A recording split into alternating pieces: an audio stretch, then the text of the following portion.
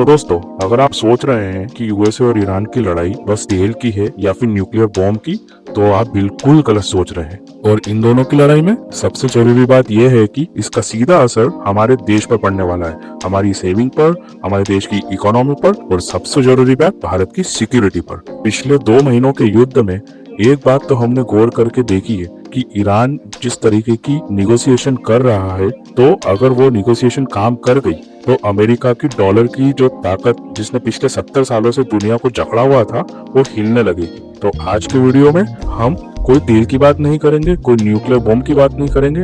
आज सिर्फ बात होगी असली खेल की, और वो असली खेल है क्रिप्टो करेंसी और डी डॉलराइजेशन का। हेलो फ्रेंड्स, जियोपॉलिटिकल ट्री में आपका स्वागत है। यहाँ पर हम वो बातें करते हैं जो बड़े बड़े न्यूज चैनल भी नहीं बताते, सिंपल भाषा में, बिना किसी एजेंडा। अब देखिए, हर तरफ यूएस और ईरान की खबरें हैं। कोई कह रहा है कि तेल का खेल है, कोई कह रहा है कि न्यूक्लियर बम का डर है। लेकिन दोस्तों, असली खेल इन दोनों के बिल्कुल अलग है, और वो असली खेल आज हम मिलकर समझेंगे।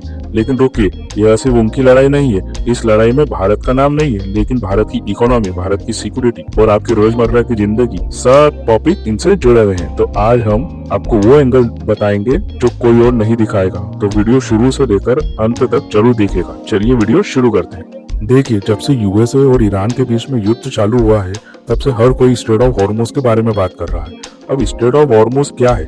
ये एक छोटा सा वाटर पैसेज है जहाँ से दुनिया का लगभग 20% ऑयल गुजरता है। लेकिन पाकिस्तान में जो निगोसिएशन की बातें हुई थी यूएसए और ईरान के बीच में, उसको सुनकर आप चौंक जाएंगे। ईरान तो दुनिया से यही कह रहा है कि हम स्ट्रेट ऑफ हॉर्मुज खोलने को तैयार है, पर इसके पीछे हमारी एक शर्त है, हमारी एक कंडीशन। हमारी कंडीशन ये है कि जो भी शिप स्ट्रेट ऑफ हॉर्मुज से गुजरेगी उसको टोल पे करना होगा, और वो टोल पे होगा क्रिप्टो करेंसी में, यूएस डॉलर में नहीं। बस यही एक लाइन जिसने वॉशिंगटन में हड़कंप मचा दिया है। अब समझते हैं कि अमेरिका का असली वेपन क्या है। अमेरिका का असली वेपन कोई न्यूक्लियर बॉम्ब नहीं है, कोई मिलिट्री भी नहीं है, बल्कि उसका असली वेपन है यूएस डॉलर। अमेरिका ने पिछले 50 से 70 सालों में डॉलर को एक जियोपॉलिटिकल वेपन की तरह इस्तेमाल किया। आइए इसे एक एग्जाम्पल की तरह समझते हैं। जब जब ईरान ने दुनिया को ऑयल बेचा, पैसे आए, दूसरे देशों के बैंक अकाउंट्स में भी ट्रांसफर हुए, और जैसे ही अमेरिका को मौका मिला, उसने ईरान के ऊपर सैंक्शन लगा दी और वो सारे डॉलर फ्रीज कर दिए। मतलब एक खेल तो ये है कि ईरान ने तेल तो बेचा, दुनिया ने तेल भी खरीद लिया, लेकिन ईरान के हाथ में पैसा नहीं आया।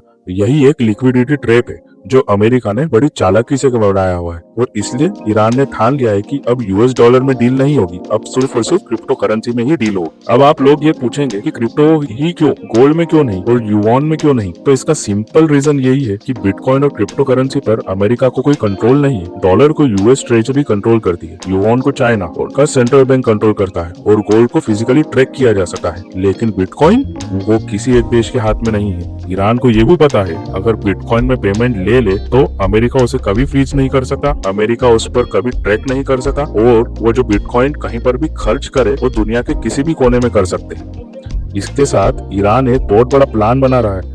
वो रशिया और चाइना के साथ मिलकर ईरान के अंदर क्रिप्टो माइनिंग फार्म्स भी बनाना चाहता है, जहां पर नेचुरल गैस और क्लीन एनर्जी का यूज करके बिटकॉइन माइनिंग होगी। मतलब ईरान अपने गेम में क्लियर है, ईरान अपने तेल और गैस को डिजिटल गोल्ड में कन्वर्ट करना चाहता है। अब ईरान की इस कंडीशन से दुनिया 2 खेमों में बट चुकी है। एक तरफ है रशिया, ईरान और चाइना। इनका मकसद है गोल्ड बेस्ड क्रिप्टो करेंसी को यूज करो, यूएस डॉलर को ग्लोबल ट्रेड से बाहर करो। तो दूसरी तरफ यूएसए की टीम आती है, जिसमें पाकिस्तान शामिल है, जिसमें यूएई शामिल है, जिसमें कतर शामिल है, जिसमें सऊदी अरेबिया शामिल है। और इनका प्लान ये है कि यूएस डॉलर का एक क्रिप्टो वर्जन लेकर आते हैं बाजार में, जिसका नाम है यूएसटी स्टेबल कॉइन, जो दिखने में क्रिप्टो करेंसी जैसा लगता है, लेकिन कंट्रोल अमेरिका के हाथ में रहता है। इसकी शुरुआत पिछले साल 2025 में पाकिस्तान में हो चुकी है। आप सभी ने अलग अलग न्यूज में ये तो सुना होगा कि अमेरिका पाकिस्तान में बहुत बड़ा क्रिप्टो करेंसी में का निवेश करने जा रहा है। लेकिन वो क्रिप्टो करेंसी का निवेश क्या था? वो था ट्रम्प के एक वर्ल्ड लिबर्टी फाइनेंशियल के थ्रू पाकिस्तान में एक क्रिप्टो हब बना रहा है, जिससे कि वो दुनिया में किसी भी तरह का क्रिप्टो फ्रॉड कर सकता है। आप एक बात जरूर याद कर लीजिए कि आज से 50-60 साल पहले भी पाकिस्तान के थ्रू ही अमेरिका ने न्यूक्लियर प्रोलिफरेशन का एक रैकेट चलाया था। आज वही अमेरिका एक्सपेरिमेंट क्रिप्टो लेवल पर पाकिस्तान के अंदर जो गंदा खेल कर रहा है, उसकी आज भारत तक जरूर आएगी, और पाकिस्तान क्रिप्टो करेंसी फ्रॉड के बिना मानेगा नहीं। पाकिस्तान कैसे अमेरिका की टूल किट बन चुका है और क्रिप्टो करेंसी से इंडिया को क्या नुकसान रहेगा, इसके बारे में हम बाद में बात करेंगे। आइए अभी बात करते हैं इंडिया की, क्योंकि यह सिर्फ ईरान और यूएसए की लड़ाई नहीं है। अब हम उसके थोड़े पहले फायदे समझ लेते हैं। क्रिप्टो करेंसी अगर डॉलर को रिप्लेस करेगी तो भारत के लिए क्या फायदा हो सकता है। पहला फायदा तो यही रहेगा कि अगर डी-डॉलराइजेशन सच में होता है, इंडिया अभी तेल खरीदने के लिए डॉलर का यूज करता है, जिसके लिए हमें अपना रुपीस को बेचना पड़ता है।